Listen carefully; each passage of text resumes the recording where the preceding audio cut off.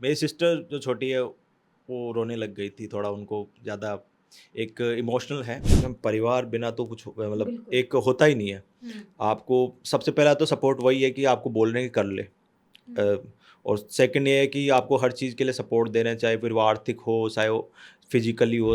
क्या मतलब ये ਤੁਹਾਨੂੰ कौन बताया भी नहीं मैं क्या मैं तो हो तो पता है कि मैम मैंने आपको पहले भी कहा है कोड ऑफ कंडक्ट, हुँ, यानी जो कार्य आपको दिया गया है, हुँ। जो आपके रूल्स हैं, उसके तहत अगर आप रह के काम करोगे। रहे हैं झलको राजस्थान। आज हम यूपीएससी में 591 रैंक लेके आने वाले एक व्यक्ति, एक शख्सियत से मिलवाएँगे। अब जिन्हें पहले कोई नहीं पूछता था, उनका खुद का कहना है और आज जो है एक रैंक लाने के बाद कह सकते हैं लोगों का या परिवार के सगे-संबंधियों का कॉल आना शुरू हो जाता है। आइए जुड़कर जानते हैं किस तरीके से उनकी ये सक्सेस स्टोरी रही है। कहाँ के रहने वाले बेसिकली? मैं राजस्थान के सीकर ज़िले में एक गाँव है बस्सी, वहीं का रहने वाला हूँ।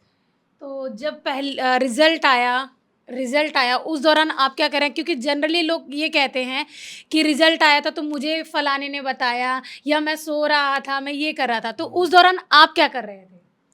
जी रिज़ल्ट आया तो मैं अपनी बहन को, जो मेरी छोटी सिस्टर है, उसी को रिज़ल्ट दिखाता हूँ।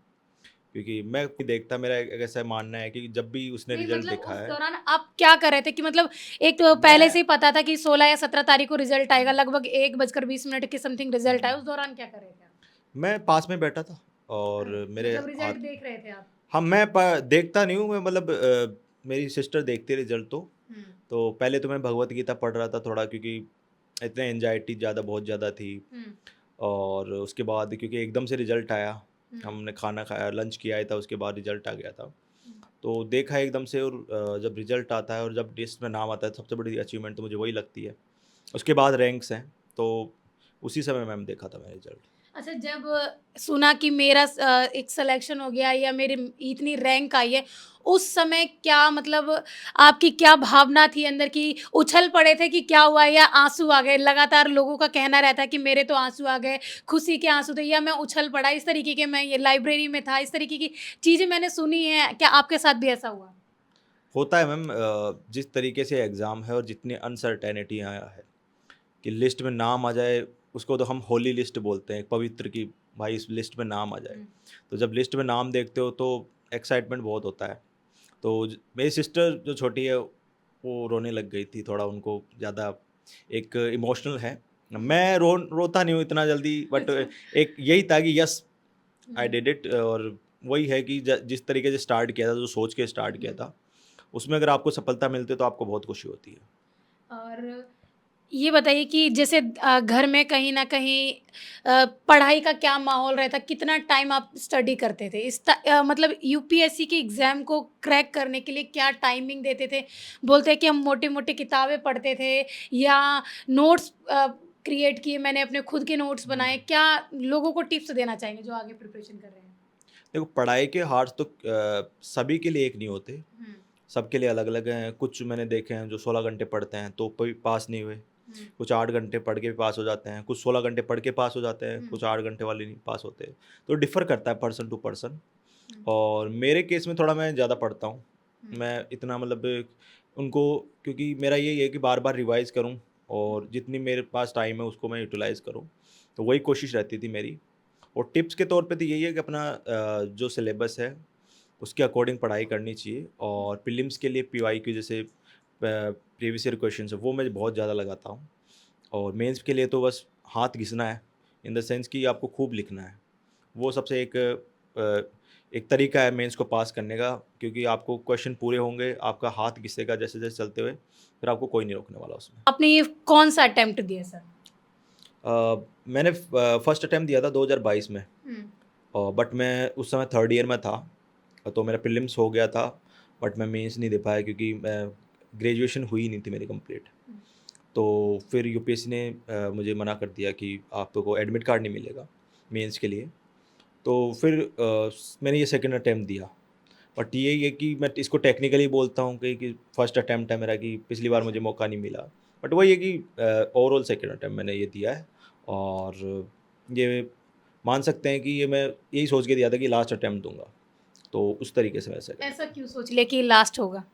क्योंकि आपके मैम, पास हर एज भी कोई और अटेम्प्ट भी ज़्यादा थे। हर कोई लास्ट टाइम सोच के ही तो देता है, आईएएस बनना ही है। अब ऐसे ही कि हम मैं आगे हाँ। अटेम्प्ट दूँगा, आईएएस सोच के देगा तो फिर कैसे नहीं, मोटिवेशन होगा? वो चीज़ तो ठीक है, मगर कि अगर मान लो नहीं क्लियर होता तो क्या होता? नहीं, वापस देते। वापस वो देते। वो तो होता ही है कि मोटिवेशन बिल्कुल। यही तो है, लेकिन मैं बोल रहा हूँ कि हम क्या सोच के देते हैं कि आईएएस बनना है, हुँ। आईपीएस बनना है, जी। तो वो बनने के बाद आप क्यों दोगे? तो वो हुँ। सोच के मैंने किया था कि चलो एक बार वापस दम लगाते हैं और करते हैं प्रिपरेशन। नेवी में थे, तो क्या कारण रहा कि उसको छोड़ना पड़ा? क्यों ड्रॉप करना पड़ा? मैम, ये पर्सनल रीज़न था थोड़ा, हुँ। मेरे माताजी को थोड़ा सीरियस इशू हुआ था उस समय, हुँ। और मेरी फैमिली में कंडीशन ये थी कि मेरे पिताजी जो हैं वो भी राजस्थान पुलिस में सर्विस में थे। मेरे भैया जो हैं, बड़े भैया, वो उस समय फिजियोथेरेपिस्ट जम्मू में पोस्टेड थे। मेरी दीदी जिनकी दिल्ली में पोस्टिंग थी, दिल्ली पुलिस में। तो सभी का अब आउटसाइड में रह रहे थे और एक साथ, क्योंकि वो ऐसी सिचुएशन थी, उनको लॉन्ग टर्म तक लुक आफ्टर की ज़रूरत थी, किसी की हुँ। सहायता की। तो वो नहीं कर पाते। 1 महीने 2 महीने आप छुट्टी लेके कर सकते हो, लेकिन बड़े लंबे समय तक तो आपको किसी को रुकना ही है पास में। तो उसके बाद मैं क्योंकि मेरी एज उस समय 19 साल की थी, और मैंने अपने कमांडिंग ऑफिसर सर हैं उनसे बात की कि ऐसी सिचुएशन है तो क्या करना चाहिए। तो उन्होंने यही बोला कि आपकी एज अभी काफ़ी कम है, तो आप आगे भी कई अपॉर्चुनिटी देख सकते हो, और आप में क्योंकि आप यहाँ तक पहुँचे हो, तो आगे कहीं न कहीं तो अच्छा करोगी। बिल्कुल। तो उसी चीज़ को देखते हुए फिर मैंने एक सेंस ऑफ रिस्पॉन्सिबिलिटी कि यार मैं सबसे छोटा हूँ और मुझे मेरे माताजी के पास होना चाहिए इस समय। तो वही देखते हुए मैंने उस समय क्विट किया था वहाँ। परिवार का कितना सहयोग रहा? हालाँकि पिताजी जो राजस्थान पुलिस में हैं और सिस्टर भी आपने बताया है कि पुलिस में हैं। तो परिवार का कितना सहयोग रहा पढ़ाई में, घर में, एनवायरनमेंट में? कितना सहयोग मिला है आपको? मैम, परिवार बिना तो कुछ मतलब बिल्कुल। एक होता ही नहीं है। हुँ। आपको सबसे पहला तो सपोर्ट वही है कि आपको बोलने की कर ले। हुँ। और सेकंड ये है कि आपको हर चीज़ के लिए सपोर्ट दे रहे हैं, चाहे फिर वो आर्थिक हो, चाहे वो फिज़िकली हो, मानसिक रूप से हो, सभी सहयोग उनसे मिलता है। तो जब मैंने पहली बार पापा को बोला कि मुझे यूपीएससी करना है, तो उनका यही था कि भई देख लेना, थोड़ा टफ़ होता है और इसमें टाइम भी लगता है। हुँ। तो उसी के अकॉर्डिंग मैंने फिर स्टार्ट किया कि चलो खुद पे बैठ लेता हूँ, थोड़ा कॉन्फिडेंस है, मैंने पढ़ाई की है। स्कूल के टाइम पे मैं थोड़ा ज़्यादा पढ़ता था, क्योंकि इतना तो पढ़ लेंगे। तो उसी चीज़ को सोचते हुए किया था। तो फैमिली हमेशा सपोर्टिव रही, मम्मी, दादाजी और मेरे चाचा जी, मेरी बहनें बहुत सपोर्टिव रही। और जब मैं दिल्ली आया, तो सबसे बड़ा तो यही था कि मेरी बहन मेरे साथ थी, और हम लगभग साथ ही पढ़ते हैं, एक साथ ही बैठ के पढ़ते हैं। तो एक वही होता है कि फैमिली होता है ना कि एक रूट है सक्सेस के लिए, तो वो मैं मानता हूँ। अच्छा, एक फ़िल्म आई थी अभी कुछ टाइम पहले, 12th फ़ेल। हाँ। वो फ़िल्म आपकी ज़िंदगी से कितना रिलेट करती है?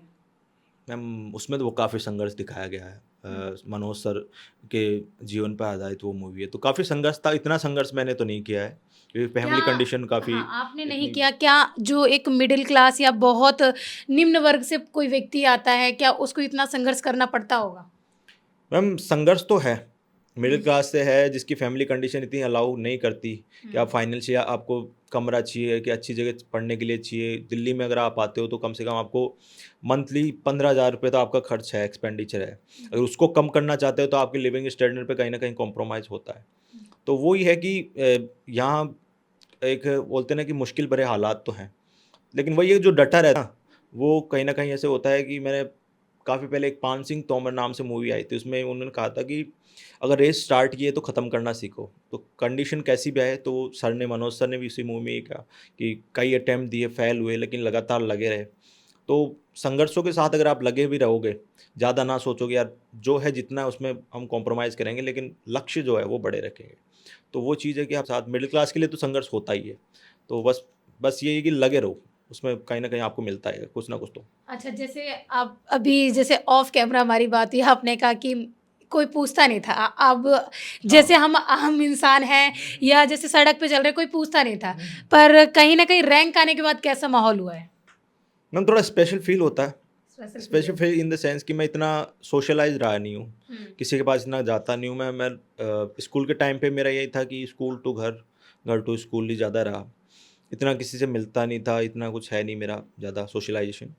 तो यही है कि इस समय जितना हो रहा है हाइप, मैं तो थोड़ा ज़्यादा मानता हूँ हाइप कि ये इतना हो रहा है, तो मैं थोड़ा कंफर्टेबल भी नहीं होता कि हर किसी का फ़ोन आ रहा है, कहीं से क्या आपको नहीं जानने वाले भी कॉल कर रहे हैं। तो सबका एक वही है कि सबका सिर झुका के आशीर्वाद लूँगा, और कहीं न कहीं यही है कि अच्छा भी लगता है, लेकिन खुद को मैनेज भी रखना है इस सिचुएशन में कि नहीं बहना नहीं है कहीं पर। अपन को आगे भी मेहनत करनी है और इसी तरीके से हम्बल रहते हुए काम करना है। कहीं ना कहीं जो हिंदी साहित्य रहा है तो उसमें कहीं ना कहीं प्रेम संबंध या प्रेम प्रसंगों की भी बात रहती है। सूरदास की कविताएं हो गई या कोई साहित्य में ज्यादातर इस तरीके की कविताएं भी हैं।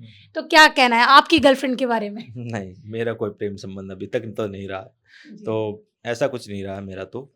लेकिन मैं इसको कोई गलत चीज़ नहीं मानता हूँ कि जो कईयों के हुए हैं जिनके थी, जो जो प्रेम संबंधों में रहे, तो ऐसा एक क्राइटेरिया नहीं है कि जिनके जो प्रेम संबंधों में उनका नहीं होता है। बस वो एक प्रायोरिटी बेसिस है। मैं हमेशा बोलता हूँ कि जिस चीज़ के लिए आए हो वो सबसे पहले है। उसके बाद जो आप अगर आपने अपने स्टडी हार्स को दे दिए हैं जितने आपको देने थे, उसके बाद आप अपना टाइम आप कैसे भी स्पेंड करो उस चीज़ को। तो वही तरीका है कि आप अपने अकॉर्डिंग बैठाओ उस चीज़ को। तो इस पे तो मैं यही कहूँगा मैम। अच्छा, आप शादी का क्या सोचा सर? बिल्कुल नहीं सोचा मैम। अभी बिल्कुल नहीं सोचा। बिल्कुल नहीं सोचा है अच्छा, अभी। बचपन में बोलते थे कि तेरा बाप कलेक्टर है हुँ, हुँ।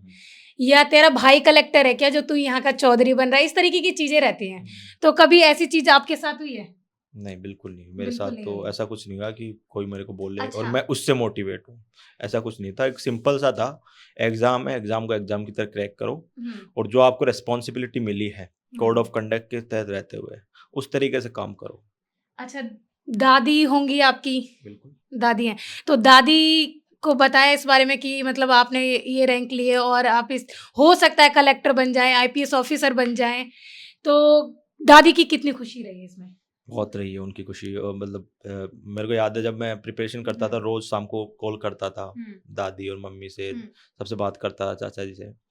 तो यही रहता है कि उनको बहुत खुशी होती है। परिवार में तो होती है कि पहली बार एक फर्स्ट जनरेशन है जो एक फर्स्ट ग्रेड की नौकरी कर रही है या उनको जो नौकरी मिली है।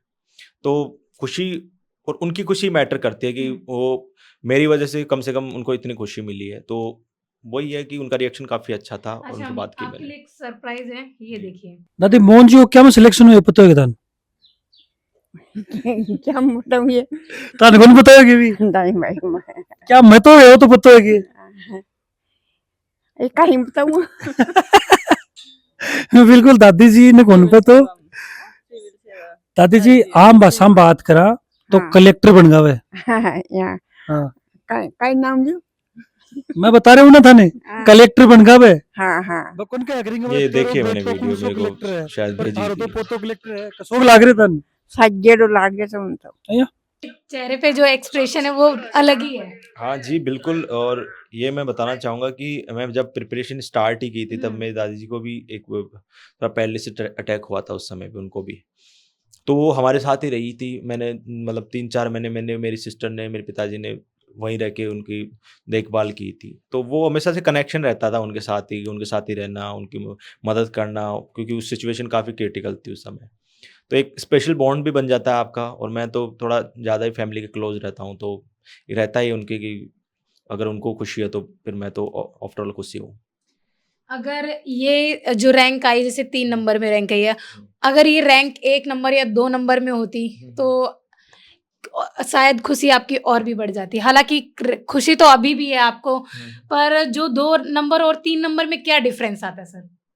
डिफरेंस तो इन द सेंस कि वो आपको जो पोस्ट माँगी है और जो कैडर माँगा है, अगर वो आपको मिल जाता तो रैंक कोई भी आए, मेरे को नहीं लगता कि फिर कोई प्रॉब्लम होनी चाहिए। बट वही है कि डिफरेंस अगर रैंक पीछे आई तो आपको जो आपका जो ड्रीम है लाइक कोई आईएएस बनना चाहता है, कोई आईपीएस बनना चाहता है, फिर कैडर उस पे डिपेंड हो जाता है कि भाई रैंक पीछे आए तो कैडर नहीं मिलेगा। तो खुशी उससे से रिलेटेड मैं तो मानता हूँ कि अगर 551 पे मेरा आईपीएस और मेरा चूज़ किया हुआ कैडर मिल जाता तो आई एम हैप्पी।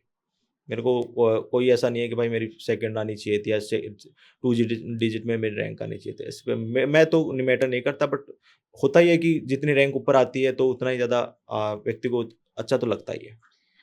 एक लवासना के बारे में सभी लोग नहीं जानते कि ये तो पता है कि यूपीएससी की प्रिपरेशन करते हैं, फिर एग्जाम देते हैं, देन रिजल्ट आता है, उसके बाद इस रैंक के बारे में लोग, पर ये जो ट्रेनिंग प्रोसेस होता है इस बारे में कोई जानकारी देना चाहेंगे सर?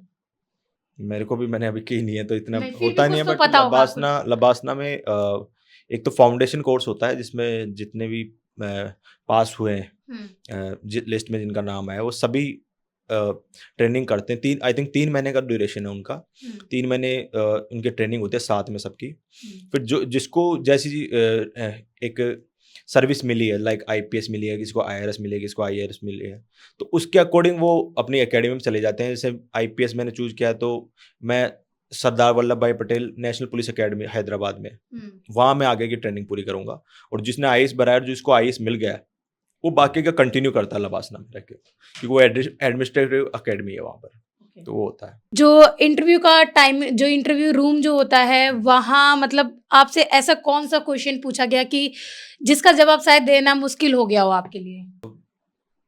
एक क्वेश्चन शायद हिंदी से ही, हिंदी लिटरेसी से संबंधित था, थोड़ा मुश्किल था और इस पे थोड़ी डिस्कशन भी हो गई थी सर के साथ मेरी, तो वो थोड़ा मेरे को टफ लगा उस समय, क्योंकि उस लाइन को मैं कंप्लीट नहीं कर पा रहा था। आई एक थिंक सूर जिसमें सूर तुलसी शशि, हाँ, एक सूरदास से रिलेटेड था, हाँ, आई थिंक। ऐसा कुछ क्वेश्चन ही था, मैंने नहीं पढ़ा था। फिर उन्होंने थोड़ा काउंटर क्वेश्चन जैसे किए कि आपको क्यों नहीं पता, तो मैंने बोला कि सर मैं पढ़ नहीं पाया इस क्वेश्चन को।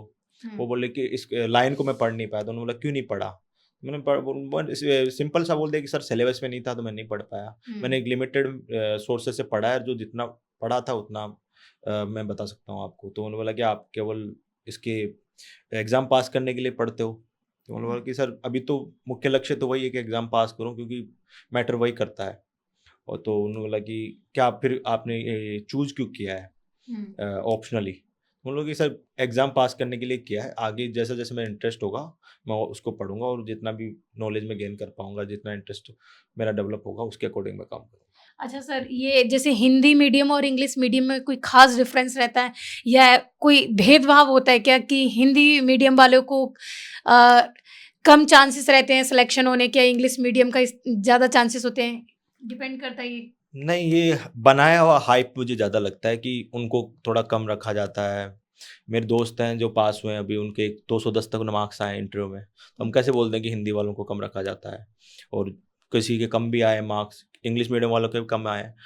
प्रॉब्लम यही है यूपीएससी में स्टार्टिंग पहले थोड़ी ये रहती थी कि एक तो कोचिंग्स कम थी, अभी कोचिंग्स भी बढ़ रही हैं, तो मटेरियल की कमी रहती थी। अब वो मुझे लगता है कि वो मटेरियल गैप रहा है, लगभग कोचिंग से उसको इंग्लिश वाला वर्जन है उसको हिंदी में ट्रांसलेट करती हैं और अच्छे से करती हैं, सभी को वही किताबें पढ़ने को मिलती है, चाहे वो हिंदी मीडियम वाला पढ़ रहा हो चाहे इंग्लिश मीडियम वाला पढ़ रहा हो। जब आपके पास सोर्सेज सेम है, आपके पास यूपीएससी सबके साथ एक सेम व्यवहार कर रही है कि एग्ज़ाम लेनी है, वही एग्ज़ाम है, 3 घंटे लिखना है, वही वाली चीज़ें इंटरव्यू में लगभग सेम रहा है, सबके मार्क्स भी मिल रहे हैं, हिंदी वालों को मिल रहे हैं, तो गैप वहीं आता है कि आप प्रीलिम्स को कितना पास कर रहे हो। तो हम थोड़ा हिंदी मीडियम वाले प्रीलिम्स में कम दिखते हैं लिस्ट में, कि इस बार जैसे 700 के आसपास ही थे टोटल 13,000 में से, तो फिर लास्ट में कम ही दिखता है कि थोड़े कम पास हुए हैं हिंदी से। बट ऐसा कुछ नहीं है कि कोई ऐसा दुर्व्यवहार यूपीएससी वाला या असमान वाला किया जा रहा उनके साथ में। अच्छा, जिन बच्चों का सिलेक्शन नहीं हो पाता, जो कोई रैंक नहीं लेके आ पाते हैं, गांव देहात से आते हैं, अलग अलग राज्य से दिल्ली में आके बड़ी मुश्किल से पढ़ाई कर रहे होते हैं और सिलेक्शन नहीं हो पाता, उनके लिए कोई मैसेज देना चाहेंगे सर? मैसेज तो थोड़ा ये टाइम थोड़ा टफ रहता है उनके लिए। मेरे दोस्त हैं उनका भी ऐसा ही हुआ कि उन नहीं हो पाया, काफ़ी एलिजिबल थे और काफ़ी मेहनत भी की थी। तो मेरा तो ये रहता है कि यार इस समय थोड़ा साइलेंट रहो, खुद को इंट्रोस्पेक्ट करो कि मेरी कहाँ गलतियाँ रही, अपनी मार्कशीट देखो कि कहाँ मैं गलत कर गया या गलती हुई, या कोई इसमें थोड़ा लक फैक्टर भी होता है कि किसी दिन आपका दिन अच्छा चला जाता है तो मार्क्स अच्छे मिल जाते हैं, किसी दिन बुरा होता है तो मार्क्स इतना नहीं आ पाते। बट इससे होता नहीं कि एक नई स्टार्टिंग होती है हर बार, एक नया मैच आने वाला है, 16 जून को स्टार्ट होने वाला प्रीलिम्स, तो एक नया मैच की तरह है वो। तो उसको देखिए, लोग कई होते हैं अपनी सोसाइटी में, होता है कि थोड़ा टीज़ करना स्टार्ट कर देते हैं कि नहीं हुआ, क्या रहा तेरा ऐसा, तो उसको थोड़ा मैनेज करना ज़रूरी है, क्योंकि वो थोड़ा साइकोलॉजिकली मेंटली प्रेशर डालता है। तो मेरे तो इस समय यही रहता है कि साइलेंट रहिए, और थोड़ा होता है कि एक वर्क इन साइलेंस, तो कि आपकी जो रिजल्ट है वो जवाब दें। तो साइलेंट में अपने आप को विश्वास रखिए कि होने वाला है सिलेक्शन, थोड़ा लेट हुआ है, ख़त्म नहीं हुआ है। मेरा एक लाइन है कि लेट हो गया है, ख़त्म नहीं हुआ है सब कुछ, मैदान वही है, वापस खेलेंगे और वापस जीतेंगे। अक्सर हम सुनते हैं या बचपन से हम बोलते भी हैं, मैं एक दिन के लिए प्रधानमंत्री बनूंगी तो सबसे पहले ये बदलाव करूंगी। अगर आप आईपीएस ऑफिसर बनते हैं या आईएएस ऑफिसर बनते हैं तो सबसे पहला चेंजेस क्या करना चाहेंगे? जी, चेंजेस की ज़रूरत तो काफ़ी है देश में, कि हम कई चीज़ें जैसे शिक्षा है, स्वास्थ्य है, जो भी एक मेजर चेंजेस तो लाने ज़रूरी है। उसमें रोल कलेक्टर का हो, चाहे फिर वो एडमिनिस्ट्रेटिव का हो, चाहे पुलिस का हो, लॉ एंड ऑर्डर में।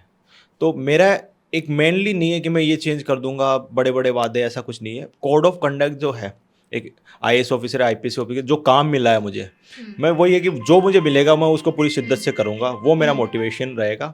और उस मोटिवेशन को करते हुए अगर वो मोटिवेशन कंप्लीट होता है मेरा, तो जिस जगह मैं काम कर रहा हूँ, वो भी अच्छे से कंप्लीट होगा। भ्रष्टाचार के बारे में क्या कहना है आपका? भ्रष्टाचार एक मैं बोलूँगा कि ख़राब चीज़ है और बंद होना चाहिए जितना हो, बट वही है कि प्रॉब्लम कई हैं इसमें और कई लेयर्स में है ये। तो कई इसको तरीके अपनाने पड़ेंगे और इसको सभी को मतलब एक जागरूकता ज़रूरी है इसके लिए। और कहा भी जाता है कि अपने देश में सही काम करवाने के लिए ज़्यादा भ्रष्टाचार किया जाता है रेदर देन गलत काम करवाने के लिए। तो वही कि एडमिनिस्ट्रेटिव फेलियर मैं मानता हूँ कि ऐसा हो रहा है। तो आगे जैसे-जैसे हम आगे बढ़ रहे हैं, डेवलप नेशंस की तरफ बढ़ रहे हैं हम, तो धीरे-धीरे ख़त्म होता है, ये एक स्टेप बाय स्टेप होता है मैम। तो हम ज़रूर इस पे कामयाबी हासिल करेंगे। जैसे ज्वाइनिंग के बाद किस तरीके की सेवा भाव रहेगा समाज के लिए, देश के लिए? मैम मैंने आपको पहले भी कहा है कोड ऑफ कंडक्ट, यानी जो कार्य आपको दिया गया है, जो आपके रूल्स हैं, उसके तहत अगर आप रह के काम करोगे, तो वो सेवा वही है। उसमें लिखा हुआ है कि ये करना आपको। भ्रष्टाचार तभी स्टार्ट होता है जब आप जो लिखा, वो रूल्स जो लिखे हैं उससे अलग काम करने लग जाते हो, एथिकल नहीं रहते। रूल ब्रेक करेंगे तो? हाँ, रूल ब्रेक करेंगे तो रूल के तहत काम कीजिए। और एक ये है कि कंपैशन, यानी लोगों के लिए, दूसरे लोगों के लिए थोड़े सहृदयता रखिए, एथिकल रहिए और जितना लोगों को आप सेवा कर सकें उतनी कोशिश कीजिए, ताकि हम जिनके लिए हमें बनाया गया, हम सेवक है ना कि कोई एक मालिक की तरह बिहेव करें, तो सेवक की तरह काम करें। 24/7 इसको बोला भी जाता है। तो उस तरीके से काम करेंगे तो मुझे लगता है कि चेंज आएगा, क्योंकि देश चल रहा है भ्रष्टाचार वालों से नहीं चल रहा है। बोलते हैं कि बहुत भ्रष्टाचार है, लेकिन देश चल रहा है क्योंकि कुछ लोग काम कर रहे हैं, सही से काम कर रहे हैं, इसलिए अपनी देश ग्रो कर रहा है। तो वैसे ही हमें भी काम करना है। ये सक्सेस स्टोरी थी मोहन मंगावा की, जिनकी कहानी होती है शुरू राजस्थान के सीकर से। किस तरीके से इन्होंने अपने यूपीएससी एग्जाम को क्रैक किया, 591 रैंक लेके आए हैं और बताया कि जब ये ज्वाइन करेंगे किस तरीके के समाज में बदलाव करने की बात कही है, किस तरीके से काम करेंगे। इस वीडियो के बारे में आपकी क्या राय है? और सबसे बड़ी बात इन्होंने बताया कि किस तरीके से जिनका सिलेक्शन नहीं हो वो निराश ना हो। बहुत अच्छी बातें बताई। इसी के साथ आप देखते रहे झलको राजस्थान। मैं कैमरामैन नरेश के साथ पूनम।